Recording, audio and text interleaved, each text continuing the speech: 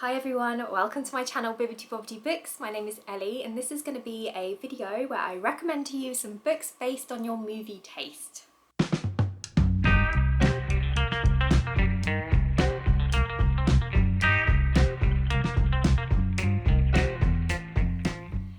So I got inspiration for this video after recently watching the Dungeons and Dragons movie, Honor Among Thieves, and I just so happened to be reading a book at the same time which has very similar vibes, and so I thought it'd be really fun to make a video where I recommend to you some books based on movies.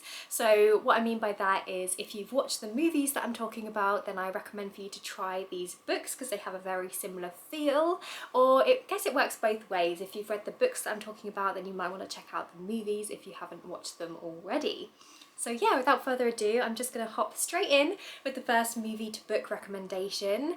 And as I mentioned earlier, the first movie that I want to talk about is Dungeons and Dragons Honor Among Thieves. So this is a new movie that's come out recently and it's based on the tabletop role-playing game of Dungeons and Dragons. And this movie is set in the Forgotten Realms campaign setting, and it follows a bard and a barbarian who escape from prison and reunite with their ex-bandmate, a no-talent wizard, to steal back their loot from the heist that landed them behind bars.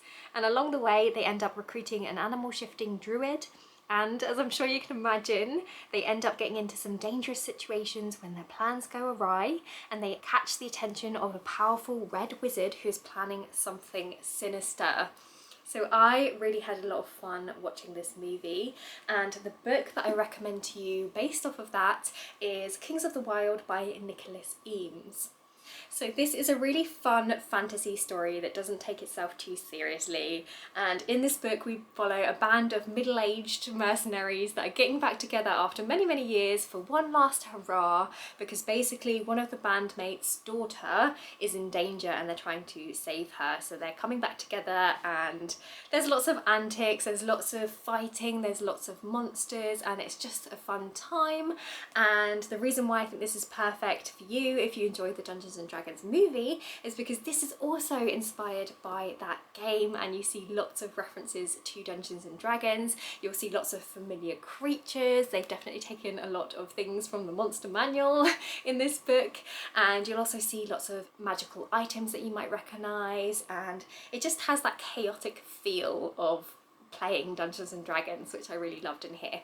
I also would recommend this book to you if you're a fan of rock music, because there's lots of musical references in here, and I really like how the author has presented bands of mercenaries like they are rock bands in this book, because the bands of mercenaries, they all have their own following and their fans, and a lot of the modern day mercenaries fight in arenas, and it's kind of almost like a gig in that people will come and cheer them on, and the bands even have their own agents who find them work and basically get them gigs, I suppose, as mercenaries. So that's a really fun take on it. So yeah, I highly recommend this to you if you enjoy that movie and if you're just looking for something fun and a little bit silly.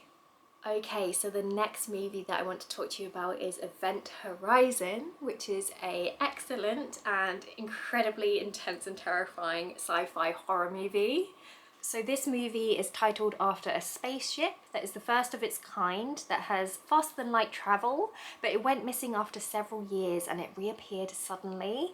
So a small crew is sent out on a mission to the Event Horizon to investigate what happened and if there are any survivors.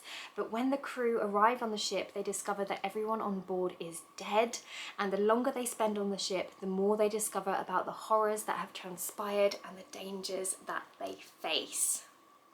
So my book recommendation for you based on this movie is Dead Silence by S.A. Barnes. So this is also a sci-fi horror, and this book has been pitched as Titanic meets The Shining, which I think is actually quite an accurate description for this book, and it has a very similar setup to Event Horizon.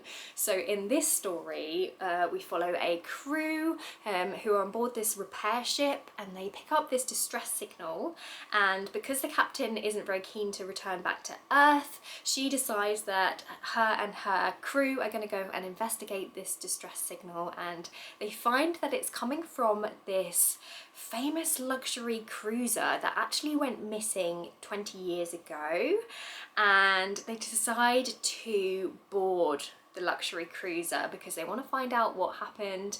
It's all a little bit strange, and also there's probably going to be some valuable items on board this famous ship, so they kind of do it to loot, I guess, the ship.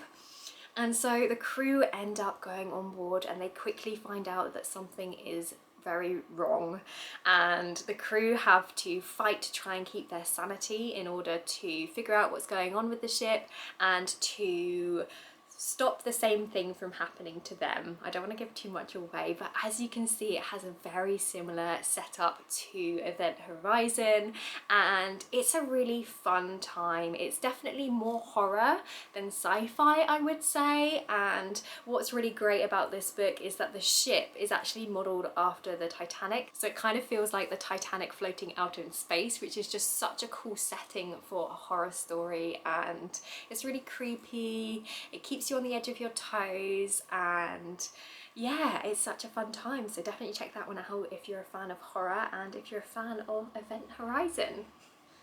Okay, so next up, the movie that I wanted to recommend a book based off is Friday 13th, which of course is a famous 80s slasher movie. Now this movie is set in a summer camp called Crystal Lake, and it's being reopened by a group of teenagers despite the locals' superstitious warnings. And then the teenagers basically find themselves being stalked by a brutal killer, and they have to try and stay alive against this merciless opponent. So we all know this classic slasher movie, and the book that I want to recommend to you based on this one is Kill River, written by Cameron Robwike. I'm really sorry if I'm pronouncing that name wrong. But yeah, this is such a fun slasher movie, and it's definitely a homage to those classic 80s slashers that we watched, or that I certainly watched growing up. And yeah, it's such a fun one. It's filled with all of the tropes that you see in those classic movies, and it's just such a page turner. It's really fun, and it's very similar to Friday 13th in that we follow a group of teenagers who start off in a summer camp, but then they all decide to break out. So they're kind of like rebellious teenagers, and they're bored of being in the summer camp, so they decide to break free, and they run out into the forest, and they end up stumbling across this abandoned water park. And at first they're super excited because of course they have free reign over this water park, so they're going on all of the rides and they're having a fun time. But then everything takes a very dark turn when one of them goes missing, and they realise that they are being stalked by a killer. And yeah, as you can see, it's quite similar to a typical slasher setup, and it's so much fun. I really enjoyed the setting of the abandoned water park. It's such a refreshing setting, and it's just really fun. It's definitely a good one to pick up when it comes towards summer. And yeah, I really enjoyed this one, so maybe check that one out if you're a fan of those classic slasher movies like Friday 13th. Right, the next movie is Underwater. So this is a sci-fi horror film that's set underwater, and it follows a crew of people working in a drilling station 6 miles below the ocean's surface when disaster strikes and water begins crashing through the walls. And the crew then realise that their only hope of survival is to walk across the sea floor to reach the main part of the facility. But they soon find themselves in a fight for their lives when they come under attack from mysterious and deadly creatures that no one has ever seen before. So for this movie, I wanted to recommend you a book called Into the Drowning Deep by Mira Grant.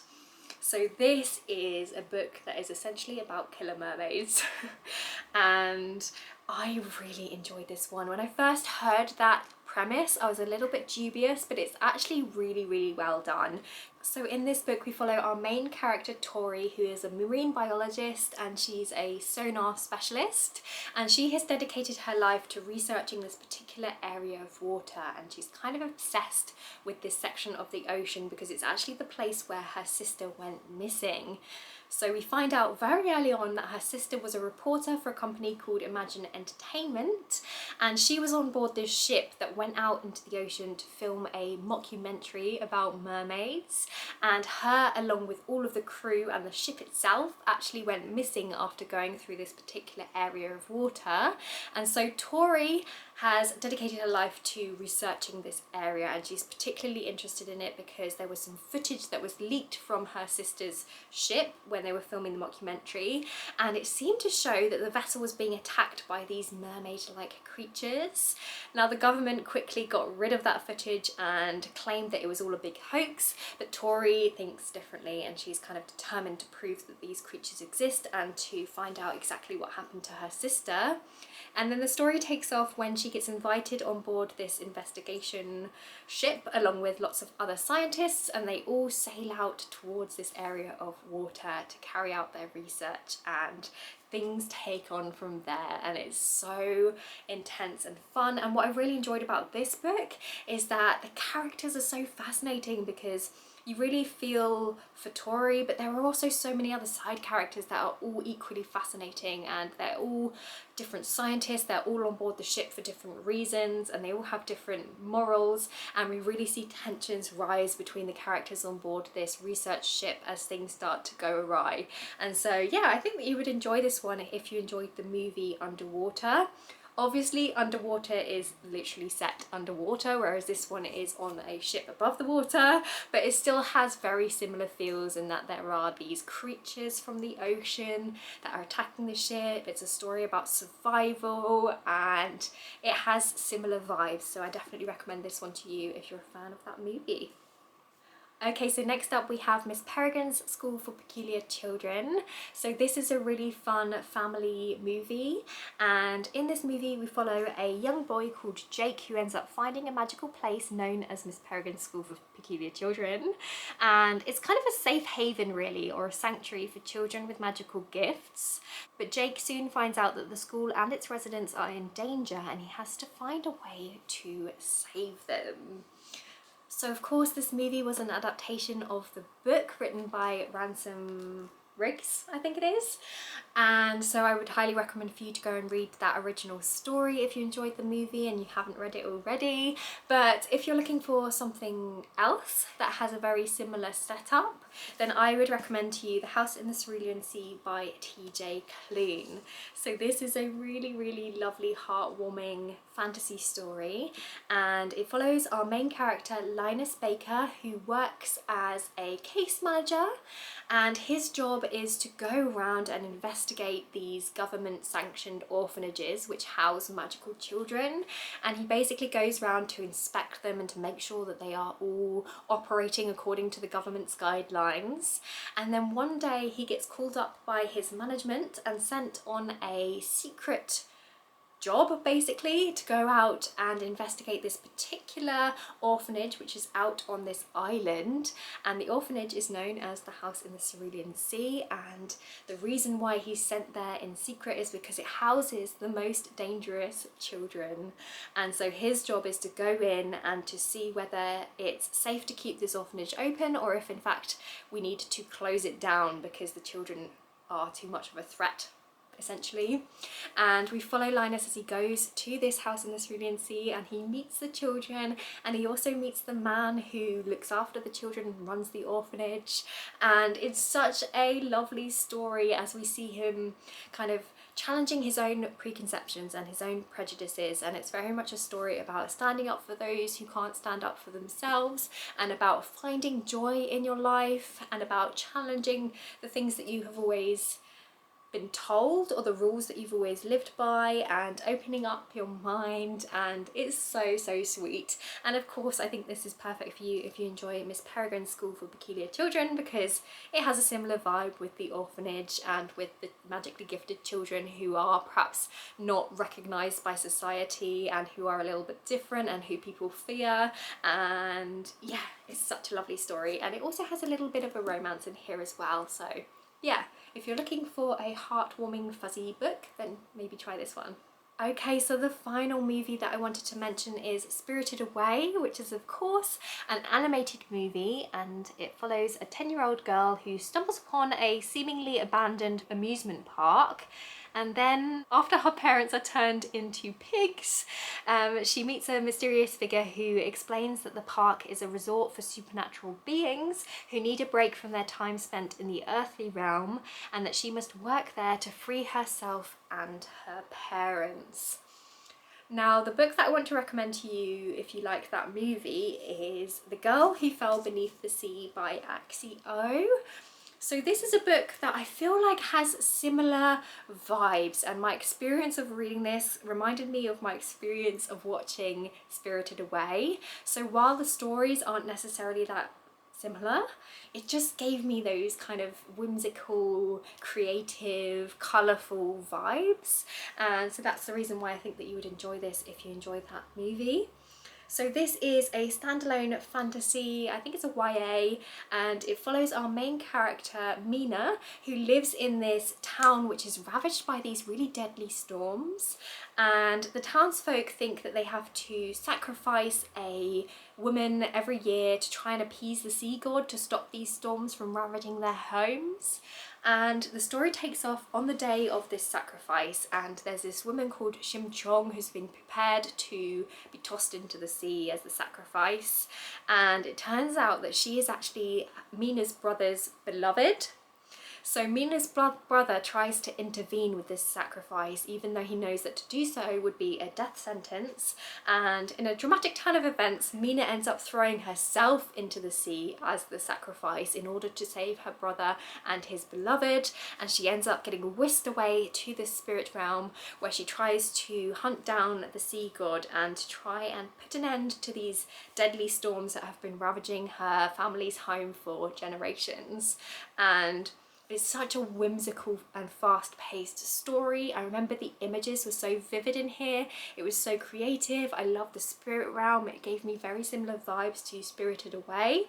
And I also think that there's similarities between the movie and the book in our main character very much being motivated by her drive to save her family. So there's a lot of emphasis on familial love in here, and it's just such a fun time. So yeah, if you're looking for something with similar vibes to Spirited Away, I recommend checking this one out. Okay, so that brings me to the end of this video. I really hope that you enjoyed it. Please let me know in the comments section if you did enjoy this one, because that way I'll know whether to do videos like this in the future. And don't forget to like this video if you liked it, because it really does help out my channel. And consider subscribing if you haven't already. I'm really close to 800 subscribers, which is very exciting. Thank you so much if you have already subscribed, and if you haven't and you want to see more from me, please do go ahead and click that subscribe button, because I'd love to have you here.